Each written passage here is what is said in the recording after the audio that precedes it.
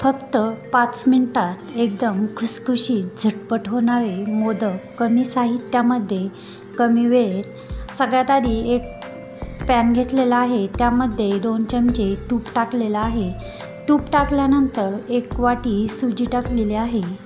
आता ही सुजी एकदम लो हीटमध्ये छान अशी खमंग तुपामध्ये भाजून घ्यायची।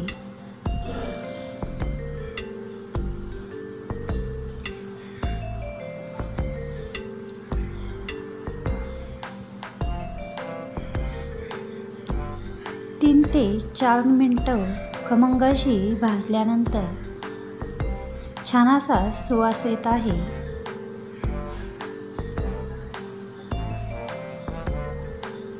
कलरही बदललेला आहे।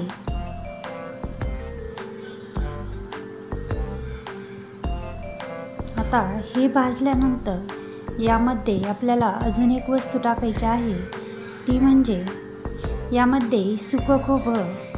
1 वाटी सुजी घेतली, त्याच वाटीने सुकं खोबरं मिक्सरमध्ये या पद्धतीने किंवा किसून घेऊन मिक्सरमध्ये पुन्हा वाटून घ्यायचं। तेही यामध्ये टाकलं। ते टाकल्यानंतर पुन्हा 2 ते 3 मिनिटं भाजून घेतलं। तूप कमी वाटत असल्यास पुन्हा थोडंसं तूप टाकायचं।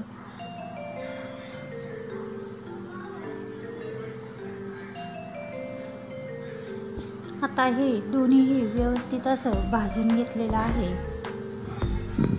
आता यामध्ये ज्या वाटीने सुजी घेतली, त्याच वाटीने यामध्येच मी वेलदोडे, सुंठ, जायफळ याची पूड करून टाकलेली आहे साखरेमध्ये। ज्या वाटीने सुजी घेतली, त्याच वाटीने यामध्ये साखर टाकलेली आहे। गोड आवडीनुसार टाकायचा आहे।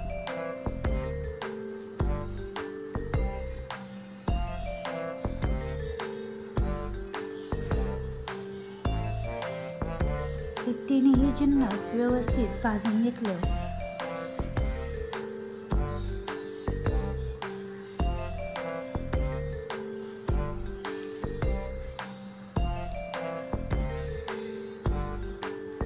एकदम बघू शकताय कलर असा लालसर झालेला आहे। आता त्याच वाटीने 1 वाटी दूध यामध्ये टाकायचं आहे।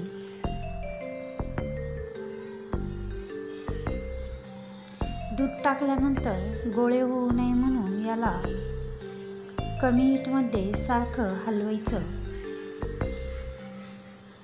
एकदम चविष्ट व खुसखुशीत असे मोदक आपले बनतात, तेही अगदी 5 मिनिटामध्ये।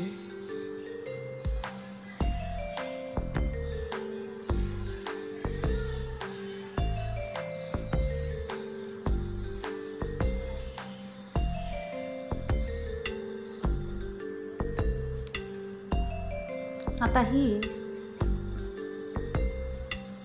या पद्धतीने गोळा झालं की थंड होण्यासाठी ठेवायचा। जास्त थंडही होऊ नाही द्यायचा। मोदकाचा साचा घ्यायचा, साच्याला तूप लावायचं आणि व्यवस्थित असे मोदक एकदम छान असे या पद्धतीने मोदक आपले बनून झालेले आहे।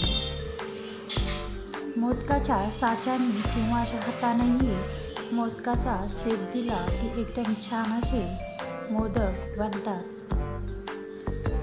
अगदी झटपट चविष्ट असे मोदक एकदा नक्की बनवून बघा।